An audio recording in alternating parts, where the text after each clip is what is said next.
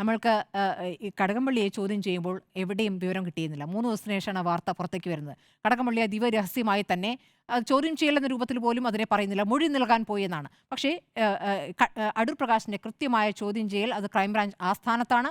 അങ്ങോട്ടേക്ക് കയറിപ്പോന്നു. 10:30 ചോദ്യം ചെയ്യൽ. നമ്മളെ സംബന്ധിച്ചൊരു 11 മണി 11 കാലായപ്പോഴേക്കും വാർത്ത കിട്ടുന്നുണ്ട്. പിന്നീട് മാധ്യമങ്ങൾ ആ വാർത്തകളിൽ തന്നെ നിൽക്കുകയായിരുന്നു. പുറത്തിറങ്ങി അടൂർ പ്രകാശ് പുറത്തിറങ്ങി മറുപടി നൽകുകയും ചെയ്യുന്നു. അപ്പോൾ ആ നിലയ്ക്ക് വേണമെങ്കിൽ രാഷ്ട്രീയമായി അങ്ങനെ സംശയിക്കാം. പക്ഷേ SITയെ ഞാൻ അങ്ങനെ സംശയിക്കുന്ന SITയിലെ പ്രധാന ഉദ്യോഗസ്ഥരെ അങ്ങനെ സംശയിക്കുന്നില്ല. പക്ഷേ ഒരു പ്രധാനപ്പെട്ട നേതാവിനെ ഈ പറയുന്ന ആസ്ഥാനത്തേക്ക് ചോദ്യം ചെയ്യാൻ വിളിപ്പിക്കുമ്പോൾ ഈ പറയുന്ന SIT എന്ന് പറയുന്ന 100 ഉദ്യോഗസ്ഥരെങ്കിലും ഉണ്ട്. 100 ഉദ്യോഗസ്ഥരെങ്കിലും ഉണ്ട്. അപ്പോൾ അതിലാരെങ്കിലും വിവരം ചോർത്തിയതാകാം. ആ രൂപത്തിൽ അത് പോയതുമാകാം. ഏതായാലും അങ്ങനെ ഒരു കാര്യം അവിടെ നിൽക്കുന്നു. അപ്പോൾ ശ്രീകോവിലിലെ സ്വർണം മോഷ്ടിക്കാനുള്ള പദ്ധതി എന്ന രൂപത്തിലാകുമോ കുറ്റപത്രം സമർപ്പിക്കുക എന്നുള്ളതാണ് ഏറ്റവും പ്രധാനപ്പെട്ട ചോദ്യം. അങ്ങനെ വരുമ്പോൾ ശബരിമല സ്വർണ്ണക്കുള്ള ആരുടെയും ആയുധം ആകില്ല എന്നുള്ളതാണ്. അപ്പോഴും CPM പ്രതിരോധത്തിലാകുന്ന 4 നേതാക്കൾ ജയിലിനകത്തുണ്ട്.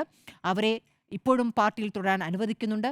പത്മകുമാറിന്റെ കാര്യത്തിൽ ഇപ്പോഴും കുറ്റപത്രം വരട്ടെ എന്ന് പറയുന്നുണ്ട്. അതവിടെ വിഷയമായി തന്നെ നിൽക്കുന്നു. കടകംപള്ളി കടകംപള്ളി ഇനി വിളിപ്പിക്കുമോ? ഇനി അതല്ല ഇടതുപക്ഷമായി ചേർന്ന് വേറെയും അറസ്റ്റ് ഉണ്ടാകുമോ? ഇനിയും ഒരു അറസ്റ്റ് കൂടി ഉണ്ടാകുമെന്നുള്ള സൂചനകളുണ്ട്. അങ്ങനെയൊക്കെ വരുമ്പോൾ ഇതിപ്പോൾ ഒരു രാഷ്ട്രീയ ആയുധമായി എത്ര ദിവസം ഉപയോഗിക്കാൻ പറ്റും എന്നൊരു ചോദ്യം അവിടെ നിൽക്കുന്നു. ആത്യന്തികമായി ശബരിമലയെ സംബന്ധിച്ച് അല്ലെങ്കിൽ ശബരിമല വിശ്വാസികളെ സംബന്ധിച്ച് ശബരിമലയിൽ സ്വർണം പോയിട്ടുണ്ടെങ്കിൽ ആ സ്വർണം കൊണ്ടുപോയതിൽ ഉത്തരവാദികൾ ആരായാലും അവർ പിടികൂടപ്പെടണമെന്നുള്ളതാണ്. അതാണ് വിശ്വാസികൾ ആഗ്രഹിക്കുന്നത്.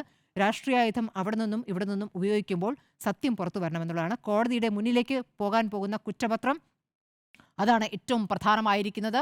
ഏതായാലും ഇപ്പോൾ നടന്നിരിക്കുന്ന സംഭവത്തിൽ കടകംപള്ളിയെ അടൂർ പ്രകാശിനെ പൂർണ്ണമായും വിശ്വാസത്തിലെടുക്കാൻ പറ്റുമെന്ന് ഞാൻ കരുതുന്നില്ല. അദ്ദേഹം പറഞ്ഞ കളവുകൾ നമ്മുടെ മുന്നിലുള്ള പശ്ചാത്തലം.